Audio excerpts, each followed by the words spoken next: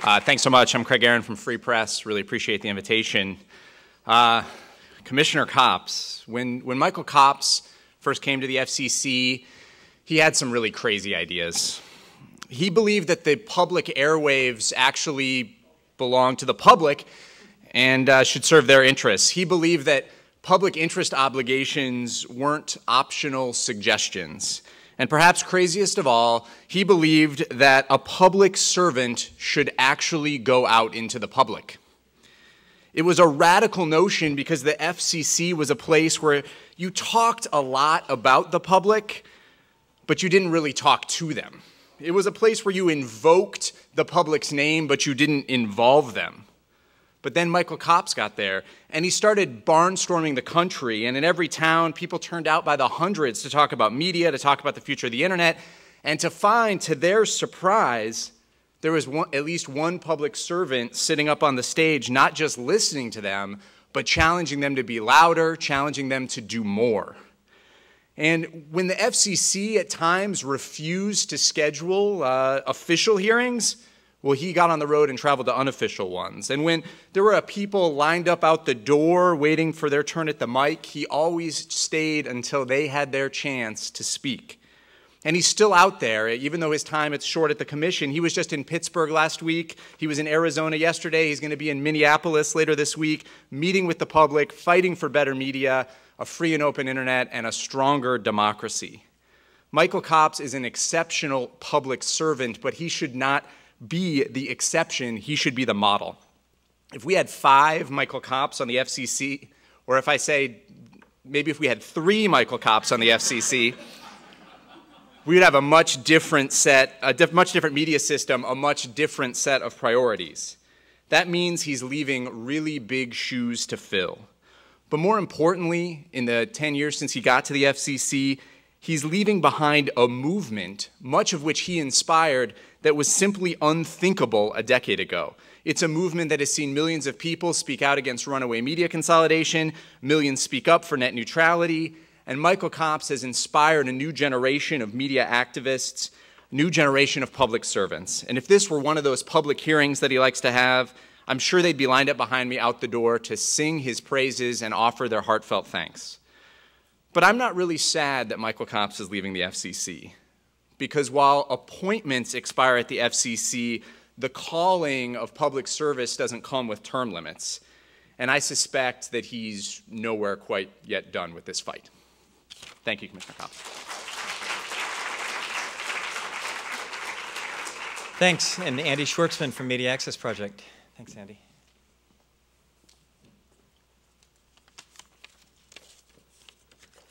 My remarks are going to be very brief because when I tried to come up with something a little bit longer, it was too hard to keep it down. There's just so many wonderful things to say about Commissioner Copps. I've been representing public interest groups at the FCC for 40 years, and Mike Copps has been, by far, the best FCC commissioner we've ever had during that time, or ever. There have been about 35 FCC commissioners in that time, and I've lobbied all of them. Only one, Mike Copps, has called me to urge me to work harder, to organize more folks, to reach out to other commissioners and staff, to press for the right result, for the best result. As a historian and a student of the New Deal, he's taught us to look at the long-term impact of what we do and its impact on real people. He doesn't confuse patience with persistence, and he is persistence. He actually teaches the virtues of impatience. We've been lucky to have him for so long, and we're going to miss him for even longer. Thank you.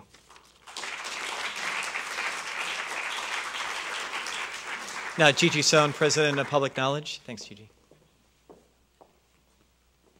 It's great to see everyone for the second day in a row.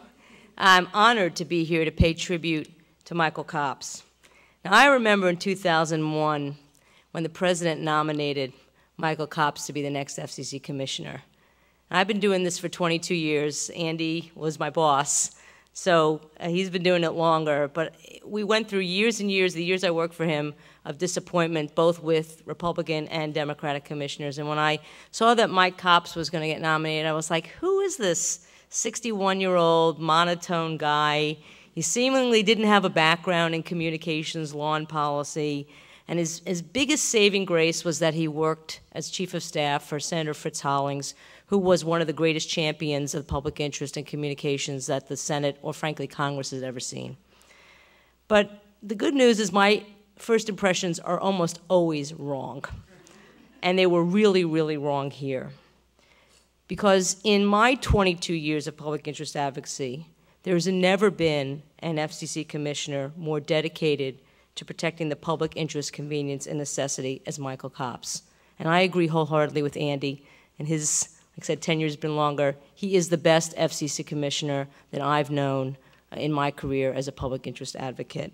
And it will be, if anybody even comes close, his successor or whoever else comes next, it will be a blessing. So Michael Copps is what you wish for, not only in every FCC commissioner, but also, as Craig said, in a public servant, and he really is a public servant.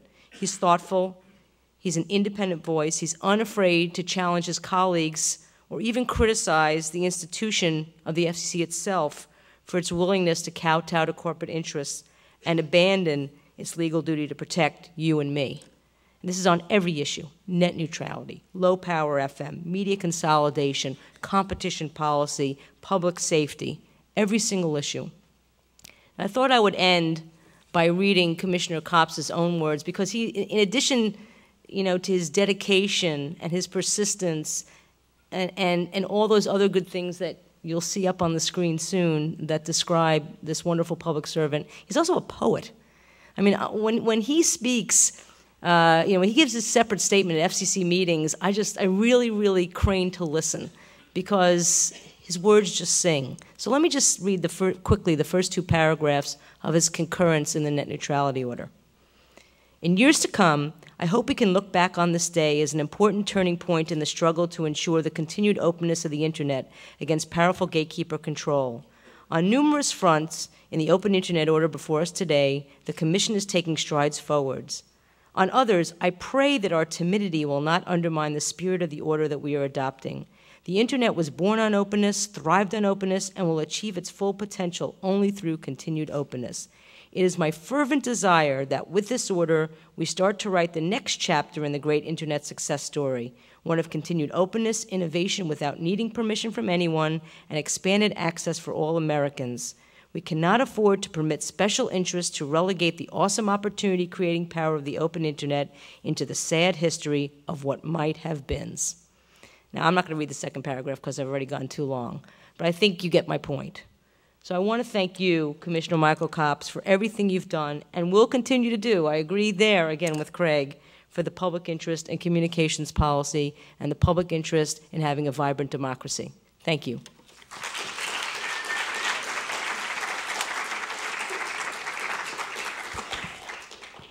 So when the Future Music staff was trying to plan for this event and think about, well, what do we say to add to what we anticipated would be lovely sentiments from our good friends over here, we tried to think about, what is really the difference. And there's a real interesting continuity between Commissioner Copps' tenure at the FCC and our existence as an organization in terms of an arc. And we really thought about the notion that, really what has happened in the last 10 years under his leadership and prodding is a real growth. I think Craig alluded to it and Gigi did as well, of engagement and transparency, in a sense that the FCC really is a place that should not be captured by industry, but rather should be a place for debate and discussion and good data and really understanding things.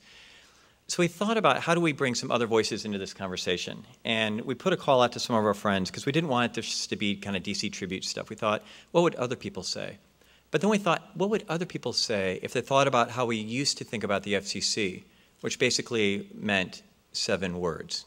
Right? That's what the FCC used to mean, 7 words. So we said, how would you describe Michael Copps in 7 words? And let's see what we got. Here's some answers. Courageous, dogged, entertaining, humorous, principled, reliable, straightforward. That's from our friend Jessica Gonzalez. Upstanding, honorable, hardworking, decent, citizen-centric. I don't know if that's a word. Open, committed, we're creative in the media reform movement. That's from Tom Glazier. Committed, conscientious, compassionate, powerful, important, gifted, intelligent. That's from Maribach. Tenacious, fearless, accessible, a champion, patriot, leader, fighter. It's from Beth McConnell from the Media and Democracy Coalition. Honorable, wise, real, honest, steadfast, reliable, authentic. It's from Martha Wallner out in Oakland, California. Independent, dissenting, aware, tenacious, true-hearted, persistent, and hopeful. It's from Belinda Rollins, who I think Belinda's here today. Heart, brains, guts, spine, vision, sensitivity, soul. That's from Bob McChesney.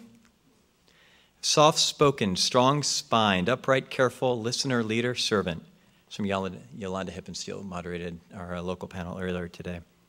Focused, loved, busy, driven, successful, surprising, good cop. That's I think, a pun, right? That's from Tiffany Chen. And finally, holding accountable those entrusted with public airwaves. That's from Brandy Doyle. And that's all we got. Ladies and gentlemen, it's a real honor and a privilege to introduce you all, Commissioner Michael Copps.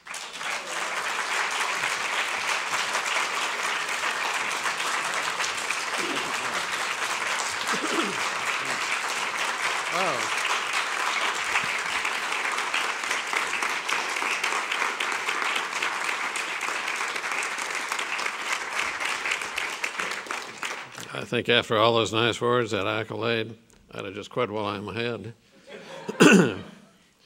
What an incredible tribute, and I thank you, Future of Music Coalition, and thank you, Michael Bracey, and Craig, and Gigi, and Andy, and everyone involved with making this event happen today, and thank you all for being here. This is right up there with that wonderful night in Madison, Wisconsin. I think it was 8 years ago when we launched the To Tell the Truth tour with Billy Bragg and Steve Earle and Tom Morello and Lester Chambers and a whole host of musical talent.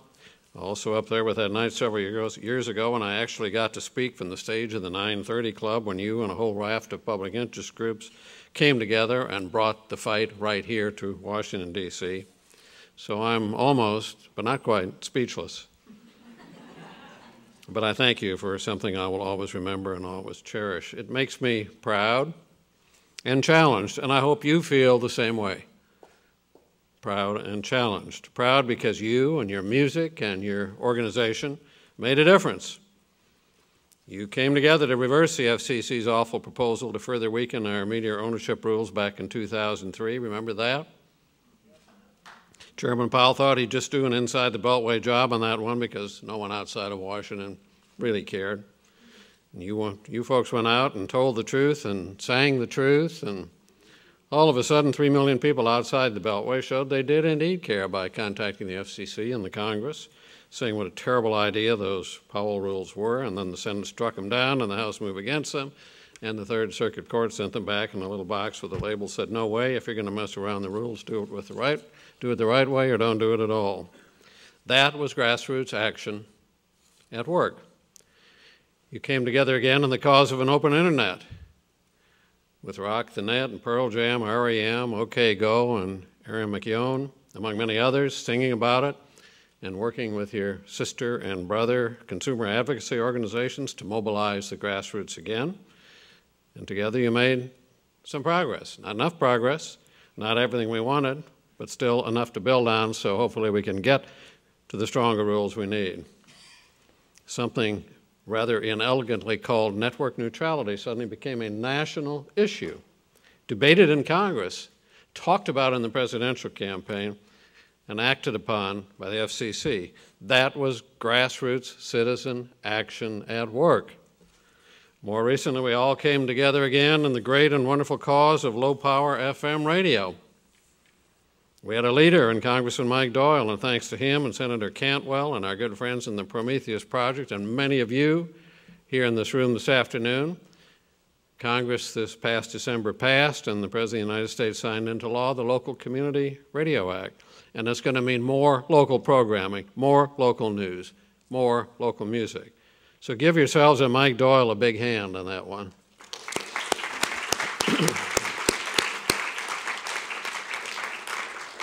Low power to the people. How about for the next stop, full power to the people?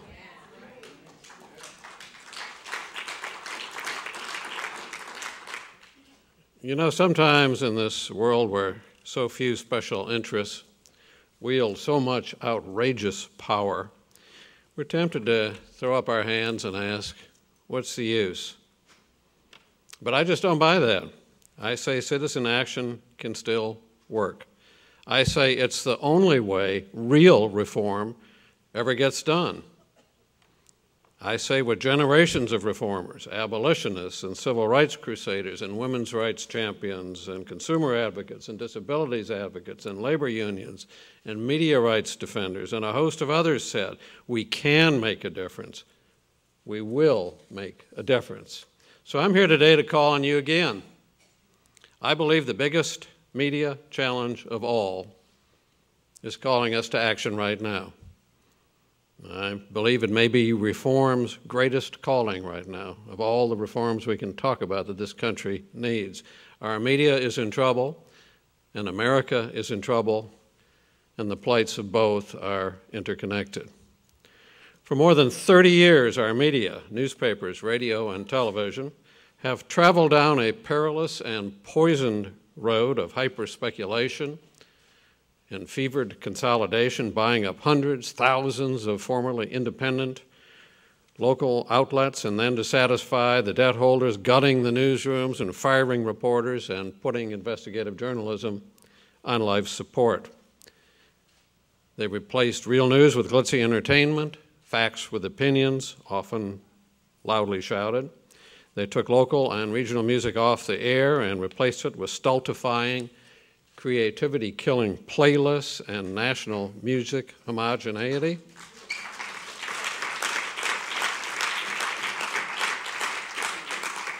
And they ignored all the wondrous diversity that exists in the communities they serve.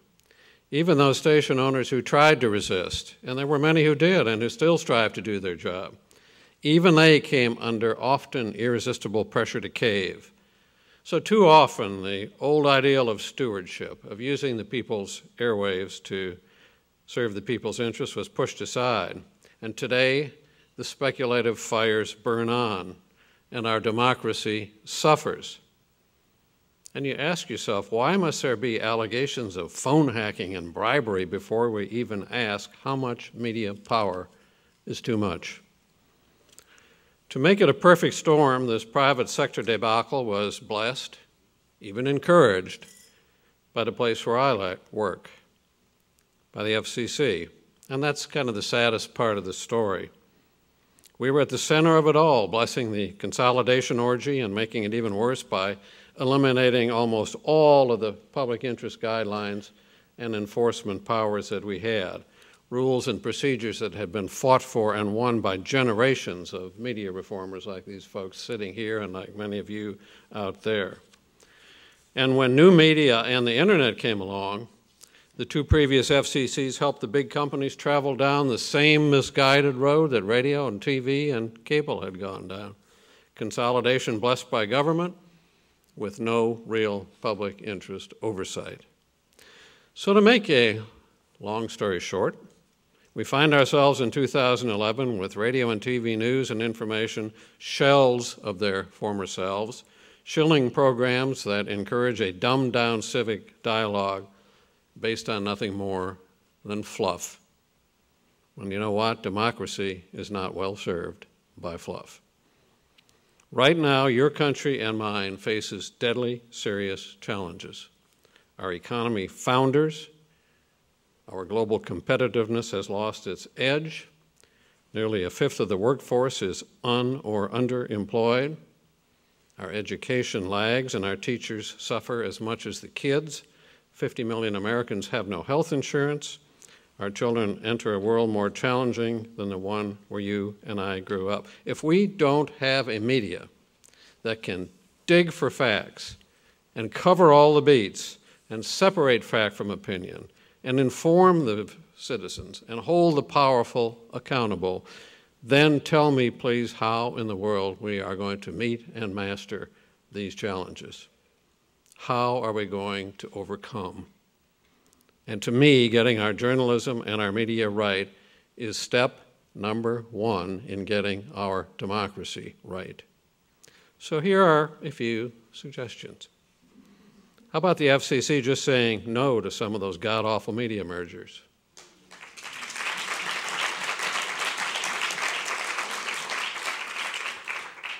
How about an FCC that looks at a radio or TV station's performance, if it's performing for the people, before it renews their license, and if we find someone isn't doing their public interest job, why don't we give the license to someone who will?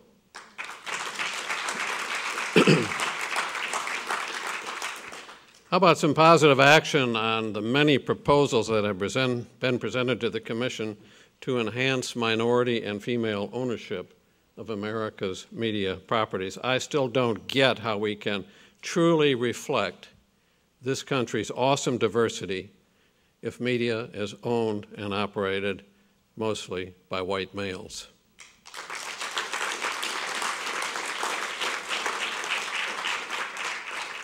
And how about more teeth and more certainty in guaranteeing that an open internet will be there for us and our kids 5, 10, and 20 years down the road, instead of risking the cableization of perhaps the most opportunity-creating technology in the history of the world?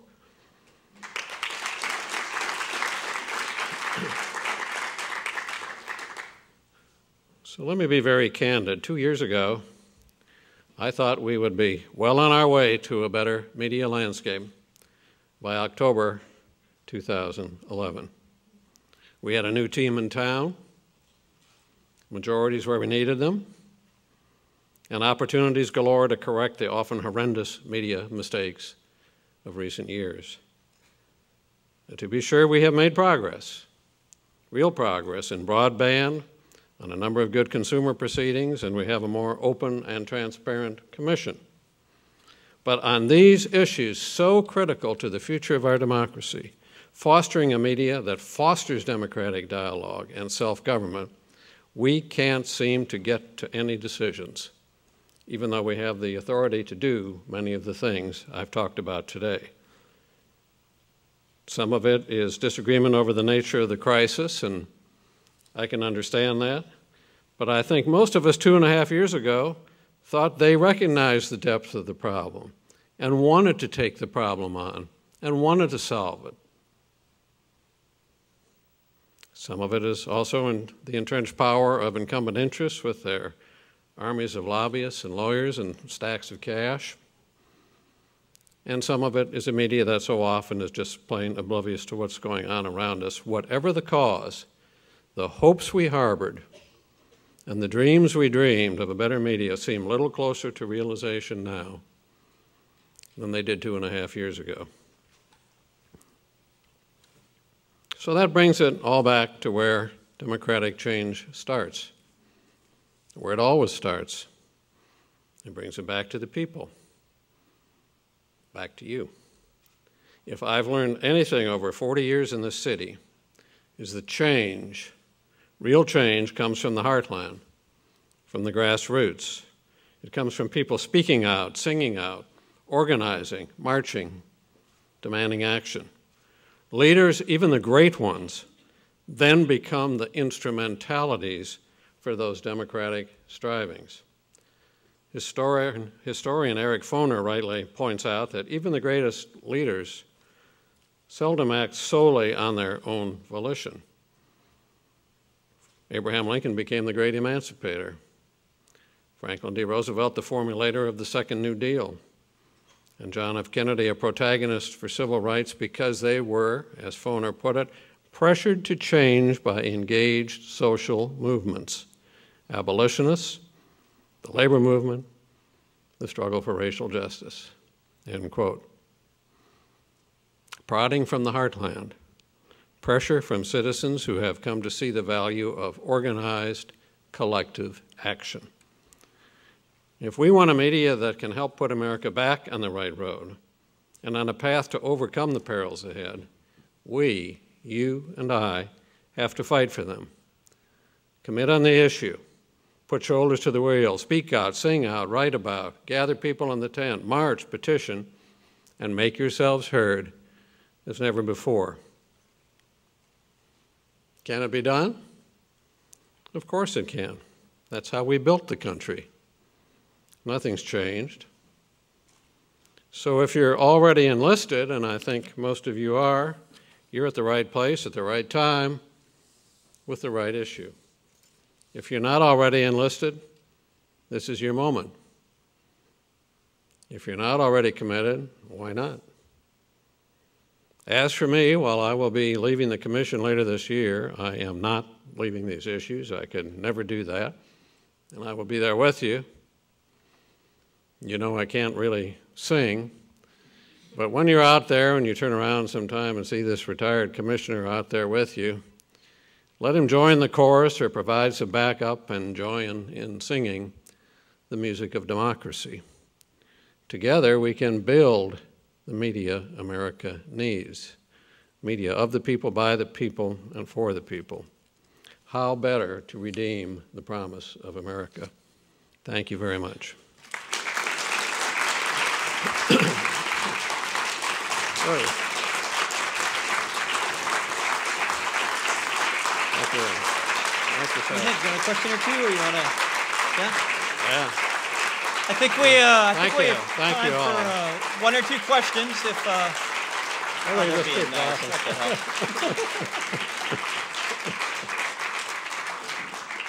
we had time for two questions, but you clapped so long, we have time for one question. So maybe we can do two. Make it a softball. Not Gigi. We've had no. Good. Well, I would like to kind of put you a little bit on the spot, and I would want to get your opinion on what you think is happening with the grassroots movements in the various Occupy the Cities and the media coverage of that, or the lack of it, as some people have suggested. Well, it's the lack of it when you have 3 or 4 or 5 or 600 people that turn out every day to protest. Something's wrong when that's not covered. And the consequences are long-lasting because the people just don't get a feel for the ferment and the fever that's out there. And you know, I really think in a way, that's why it took so long to get to 2008 and to get to a period of where there's a possibility of reform and change, because the media just wasn't highlighting the problems. The media was not highlighting the unrest that was out there, and the American people were ready before then, I believe, for change. So it's really a responsibility of media to reflect what's going on, and how you can watch the evening news and suspect that you have ingested a diet that is sufficient to help you discharge your responsibilities as a productive citizen is beyond me. But that's kind of what we're expecting of our people. And then we wonder why our civic dialogue is where it is, and really why the country is where it is.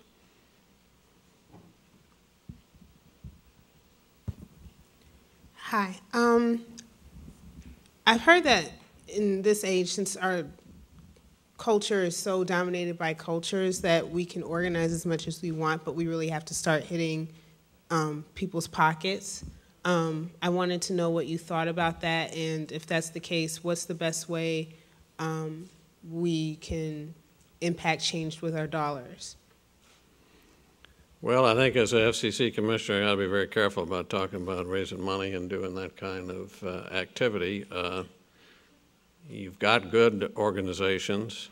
They need to be more amply funded. I think they can tell you how to take care of that, but we probably make a grievous mistake if we think that all the money that all of these groups can raise is anything close to matching all the money that's going to be put in on the other side of the question. So the balance will never be there if it's money against money. If it's a moral vision against money, then the moral vision can triumph. If it's enthusiasm versus cash, if it's organization that really brings people into that tent and under the tent, we can win. But it takes a commitment. It takes an understanding. You know, there's a lot of people in this room that if I asked you what the biggest issue in the country was, I might get 30 different answers. And that's fine. All I'm saying is if this future of the media is not your number one issue like it's mine, it better be your second most important issue, because that other big issue that you're so enthused about depends for its presentation to the public, for its analysis, and for its resolution on big media. And if you're happy what big media is presenting, that information going into that funnel and what comes out to the American citizens, and you think your other issue is being handled okay, great, you don't have a problem. But if you think that issue might benefit from a little more diverse input, a little more perspective, a little more investigative journalism, then you need to sign on to this crusade, and it is a crusade. And people know something is wrong. I've probably been to 100 hearings around the country, at least, over the last 10 years, maybe more than that. And everywhere you go, there's a sense that something's not right with my media. Now, if you ask for a detailed explanation of that, you won't always get it because the problem hasn't been explained in the media. Why would they talk about it in the first place? They oftentimes wouldn't even cover the fact that we were having a hearing in their backyard. So we've got to make sure that we find new ways to get the word out, that we find new ways to bring people into the crusade, and a new way to really put the image in people's mind of how serious and deep and profound this problem is. Yes, sir. I enjoyed it.